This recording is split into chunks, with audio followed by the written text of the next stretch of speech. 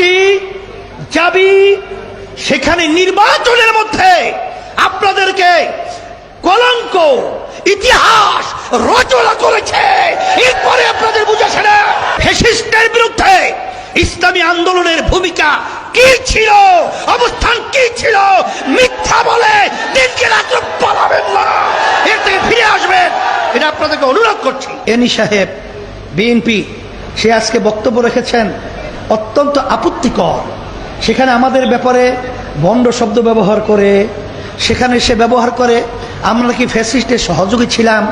আমি বলবো এই প্রশ্ন আপনার জাতির কাছে বা কাউকে না শুনিয়ে আপনি আপনার দলের সেক্রেটারি জেনারেল মহাসচিব মির্জা ফখরুল সাহেবের কাছে জিজ্ঞাসা করেন, আপনি বরকতুল্লাহ ভুলু সাহেবের কাছে জিজ্ঞাসা করে দেখেন, আপনি মেজর হাবিব সাহেবকে জিজ্ঞাসা করে দেখেন যে ফ্যাসিস্টের বিরুদ্ধে ইসলামী আন্দোলনের ভূমিকা কি ছিল, অবস্থান কি ছিল। মিথ্যা বলে দিনকে রাত্র পালাবেন না, এর থেকে ফিরে আসবেন, এটা আপনাদেরকে অনুরোধ করছি। সেই সাহেব পরিষ্কারভাবে আমি বলছি, কারা দোষর ছিল, কারা খুনিদের, তাদের বিচার না হওয়া পর্যন্ত দল নিষিদ্ধের ব্যাপারে আপত্তি জানায়, এরা বাংলাদেশের জনগণ জানে।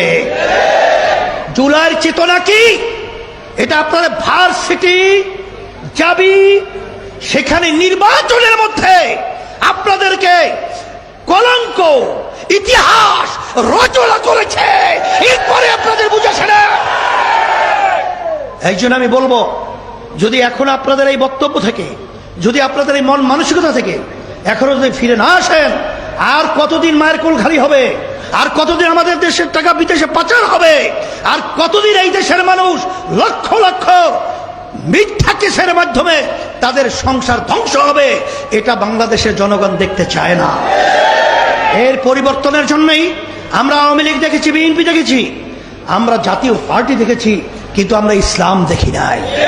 এই দেশের ভিতরে ৯২% মতো মুসলমান বসবাস করে, সেই দেশের মুসলমানদের চাহিদা হলো ইসলামী নীতি আদর্শের সাথে জড়ায় থাকা, সাথে সাথে অন্য জাতিরাও ইসলামকে এই জন্য গ্রহণ করবে, কারণ জান মাল ইজ্জতের নিরাপত্তার গ্যারান্টি হলো সেই নীতি আদর্শের নাম হলো ইসলাম।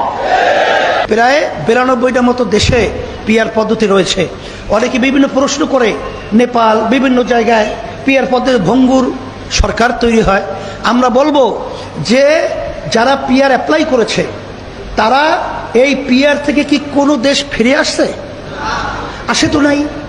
তাহলে তারা দেশের ভিতরে পিআর ব্যাপারে বুঝছে, এবং যেখানে নাই, এখন কিন্তু বিভিন্ন সংগ্রাম আন্দোলন চলছে পিআর নির্বাচন বাস্তবায়নের জন্য। ব্যাখ্যা যেহেতু আব্দুল আউয়াল সহ আমাদের ইমতিয়াজ ভাই সহ অনেক বক্তারা দিয়েছেন, আমি নতুনভাবে আর বাড়াতে চাই না। তবে আমরা কি চেয়েছি, এই জুলাইয়ের সনদ নির্বাচিত সরকার আইনে বৈধতা দেবে না, নির্বাচনের আগেই জুলাইয়ের সনদকে বৈধতা দিতে হবে।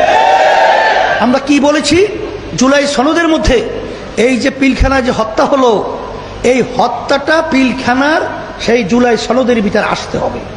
আমরা কি বলেছি, শাপলা চত্বরে যে মানুষগুলো নির্মমভাবে হত্যা করেছে তাদের লিস্ট এবং তাদের সেই ইতিহাস জুলাই সনদের ভিতরে আসতে হবে।